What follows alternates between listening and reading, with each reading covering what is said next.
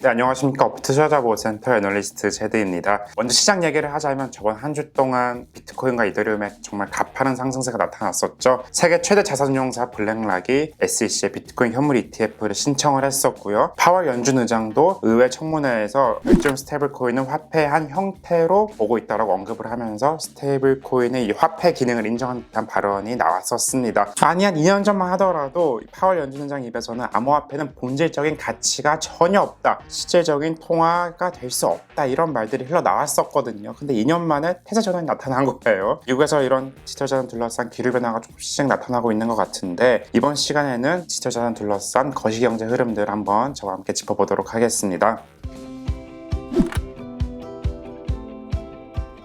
네, 계속해서 미국 상황에 대해서 말씀을 드릴게요. 최근까지 미국 SEC는 바이낸스와 코인베이스를 동시에 제소를 하면서 디지털 자산 규제를 강력하게 추진을 하고 있었습니다. 이 타이밍에 미국 최대 금융사, 세계 최대 자산운용사인 블랙락이 뛰어든 건데요. SEC는 2021년 10월 비트코인 선물 ETF를 승인을 한 이후에 현물 ETF 상장은 전혀 승인을 하지 않고 있었습니다. 아무래도 이 현물 ETF라는 거는 현물 매수 매도에 따른 시장 조작 위험들이고, 그리고 현물 보건에 대한 안정성 등이 확보가 돼야 되거든요. 그래서 다방면의 투자자 보호가 필요하기 때문에 SEC는 아무래도 허용을 하고 있지 않았었는데, 그러다 보니까 그레이스케일, 아크 인베스트먼트 같은 자산운용사들이 신청한 건들이 모두 거절당하기도 했었습니다. 근데 반면에 블랙락이 어떤 곳이냐면요, 자, 전 세계 금융시장을 움직이는 세계 최대 자산운용사입니다. 제가 찾아보니까 올해 1분기 기준 운용 자금이 9.1조 달러 정도가 되더라고요. 1경이 넘어가는 숫자입니다. 그리고 그 중에서 ETF는 30% 정도의 비중을 차지를 하고 있어요. 어마어마합니다. 그리고 바이든 행정부의 주요 요직에 블랙락 출신 인사들이 왕창 기용이 되어 있다, 이런 점도 말씀드리고 싶었어요. 일단 현재 재무부 부장관인 월리 아데예모가 블랙락의 아주 핵심 인사였다는 것은 굉장히 유명한 사실입니다. 자, 미국의 디지털 자산 규제 강화 기조 속에서 블랙락이 이번 비트코인 현물 ETF를 신청한 것은 제도권의 본격적인 시장 진입을 위한 계산이 어느 정도 끝났다라는 점을 보여준다고 생각을 하는데요. 2021년이었을 거예요. 이 블랙락의 ETF 총괄인 살림 람지라는 분이 계시는데 모 인터뷰에서 이런 말씀을 하셨습니다. 개인적으로 블록체인의 기술은 정말 혁신적이라고 생각을 합니다만 불투명한 구제 프레임워크로 ETF 출시는 잠시 보류하고 있다, 이런 말들을 했었거든요. 근데 이제 전통 금융기관 입장에서는 그간 이 발목을 잡아온 규제 리스크가 이제는 해소가 된 거겠죠. 자, 블랙락을 시작으로 그동안 눈치를 보고 있었던 인베스코, 위즈덤트리 같은 운용사들도 현물 ETF를 신청하는 모습들이 나타나고 있고요. 네, 시타델 피델리티와 같이 이 미국 월가의 유명한 6개 금융회사가 모여서 만든 디지털자산 거래소가 있어요. EDX라는 곳인데 여기서도 출범 9개월 만에 비트코인과 이더리움 거래를 이제서야 시작을 하게 됩니다. 그러니까 앞으로는 미국의 전통 금융기관들의 진입이 앞으로는 더욱더 활발하게 일어날 것으로 예상이 되는데요. 파월도 입장 변화를 했었고, 블랙락도 신청을 했고, 그 다음에 월가 6개 금융회사가 모여서 만든 EDX도 비트코인 이더리움 거래 지원을 한 부분이 바로 이런 논리를 좀 서포트해주지 않나라고 생각을 합니다. 자, 앞서 파월이 태세 전환했다고 말씀을 드렸는데 IMF가 갑자기 등장을 합니다. IMF도 이번에 보고서를 통해서 그동안의 스탠스와는 조금 다른 의견을 표출을 하고 있는데요. 올해 2월만 하더라도 IMF가 뭐라고 했냐면 암호화폐가 글로벌 통화 시스템을 약화시킬 수 있다, 그러니까 전 세계적인 조직적인 대응이 필요하다라고 언급을 한 바가 있거든요. 근데 이번 보고서에서 조금 뉘앙스가 달라졌어요. 국가 차원에서 암호화폐 자산을 완전히 금지하는 이런 접근 방식은 장기적으로 봤을 때 굉장히 효과적이지 않을 수 있다, 이런 발언들을 하고 있거든요. IMF는 어떤 사안을 결정을 할 때 이 배당량의 85% 이상의 찬성이 필요합니다. 근데 미국이 이 85% 중에 18%를 가지고 있어요. 그러니까 미국이 동의하지 않으면 그 어떤 안건도 처리할 수가 없는 상황인 거고, 사실상 미국의 입장을 대변한다고까지 볼 수가 있는데 왜 갑자기 이 타이밍에 블랙락이 비트코인 현물 ETF를 신청을 하고 팔과 IMF까지 나서서 의견들을 적극적으로 제시를 하는 걸까요? 조금 더 폭넓게 생각을 해보도록 하겠습니다. 2023년 6월 8일 바이든 대통령과 리시 수낙 영국 총리가 백악관에서 정상회담을 가졌었어요. 그리고 대서양 선언을 발표를 했었는데요. 이 대서양 선언은 미국과 영국의 경제 파트너십을 위한 프레임워크인데, 인공지능 등의 최신 기술, 경제 안보, 디지털 전환, 청정에너지 전환 등의 분야에서 양국이 주도적인 입장을 가져가 보자, 이런 의지가 담겨 있습니다. 여기서 핵심은 바로 중국과 러시아를 철저히 배제하는 거에 있는데요. 자, 조금 더 앞으로 가보면 5월달 달입니다. 일본 히로시마에서 열렸던 G7 정상회담이 있었어요. 여기서 G7 국가들은 공동선언을 통해서 대만과 갈등을 겪고 있는 중국을 견제를 하고 러시아 침략에 맞서서 우크라이나를 계속해서 지원하겠다라는 뜻을 분명히 했습니다. 미국은 미국 주도의 세계 질서를 계속 세우고 유지하려고 노력을 하고 있고 중국과 러시아가 여기에 대응하는 구도가 점점 더 짙게 형성이 되고 있는 거예요. 근데 이러한 국제관계를 머릿속에 넣고 다시 한번 디지털 자산으로 가보도록 하겠습니다. 자, 중국과 러시아는 디지털 화폐 상용화에 엄청나게 투자를 하고 있는 국가들 중에 하나입니다. 왜냐하면 스위프트라고 하는 국제은행 간 통신협회에 이 달러 결제망을 통한 경제적 제재를 회피할 수 있을 뿐더러 위안화 같은 경우에는 디지털 위안화를 통해서 국제화 수단으로 활용할 수 있기 때문인데요. 그렇기 때문에 중국은 지금까지 디지털 위안화 조기 정책을 위해서 비트코인과 각종 암호화폐 거래를 불법으로 규정한 바가 있습니다. 근데 러시아로 가보면 러시아의 아나톨리 악사코프 금융위원회 위원장님이 계시는데 올해 6월 내 러시아 디지털 루블 법안이 통과될 수 있다라고 저번 달 인터뷰에서 말씀한 바가 있고요. 또 서구권 제재를 피해서 중국과 협력할 때 이 디지털 루블을 적극적으로 이용하겠다라고 말한 바가 있습니다. 러시아 재무장관 안톤 실라르노프 역시 올해 말 디지털 루블을 출시하겠다 이렇게 발표를 했었고요. 자, 최근 중국으로 다시 가보면 중국은 홍콩을 통해서 다시금 아시아의 금융 허브로 도약하겠다 이런 전략을 펼치고 있죠. 과정 속에서 홍콩은 6월에 가상자산 거래소 허가제를 시행을 하기도 했습니다. 자, 비트코인 선물 ETF 상장을 하고 HSBC 같은 대형 은행들이 디지털 자산 시장도 진입하는 움직임도 포착이 되고 있습니다. 그래서 여기서부터는 제 생각이긴 한데 비트코인과 CBDC를 다 좀 단적으로 비교를 해보면 비트코인이 이미 어디서나 많이 쓰이고 있고 교환이 가능하죠. 근데 CBDC는 여전히 국경의 제약이 존재합니다. 조금 늦은 감도 없지 않아 있는 것 같아요. 발행량은 비트코인은 제한되어 있는 반면 CBDC는 무한으로 발행이 가능한 그 상황인 거죠. 10년 동안 살펴보면 가치 상승은 비트코인에서 나타났지만 반면에 CBDC 가치는 앞으로 하락할 수 있는 가능성도 충분히 있고요. 그래서 디지털 화폐를 띄우기 위해 비트코인을 비롯한 각종 디지털 자산을 죽이는 정책들이 과연 유효할까라는 생각이 좀 있습니다. 개인적으로. 오히려 CBDC 사용이 본격화가 된다면 국가의 프라이버시 침해 문제들이 조금 더 부각이 되면서 비트코인이 더 주목받을 것으로 생각이 되고요. CBDC가 나오면 비트코인을 더 많이 사용하겠다는 전망들도 나오고 있습니다. 이런 찰나에 맞춰서 미국이 비트코인 패권에서도 유리한 포지션을 가져가기 위해서 러시아의 디지털 루블 출시에 맞춰서 이제 행동에 나서는 게 아닌가 이렇게 생각이 되고요. 그리고 홍콩을 통해서 중국이 디지털 자산 패권을 쟁취하게끔 내버려둘 미국이 아니라고 생각을 하고 있습니다. 자, 결론입니다. 저는 명분 뒤에는 다 이해관계가 있다고 생각을 하고 있고요. 새로운 세계 질서가 형성되는 과정 속에서 미국은 달러 패권을 지켜내야만 됩니다. 그리고 그 패권은 디지털 자산에서도 그대로 유지가 돼야 되겠고요. 연준이 비트코인에 대해서 화폐 기능을 인정을 하고 IMF가 타 국가들의 디지털 자산 금지 정책을 비판한 것도 다 같은 맥락이라고 보여집니다. 미국은 국익을 최선시할 수밖에 없고 미국의 금융기관들은 디지털 자산에서 돈을 벌 수 있다는 계산이 다 끝났다고 보여집니다. 그렇기 때문에 앞으로 진입이 더욱더 가속화될 것으로 예상이 되고요. 근데 미국의 관심 그리고 기관 유입이 앞으로 디지털 자산 시장 유동성 개선과 신뢰도 증가 그리고 리스크 관리 강화로 이어질지 유심히 지켜봐야 하는 구간이 아닌가 이렇게 생각을 하고 있습니다. 자, 오늘 제가 준비한 내용은 여기까지고요. 다음에도 더욱더 알찬 내용으로 찾아뵙도록 하겠습니다. 지금까지 업비트 투자보센터 애널리스트 최대였습니다. 오늘도 감사합니다.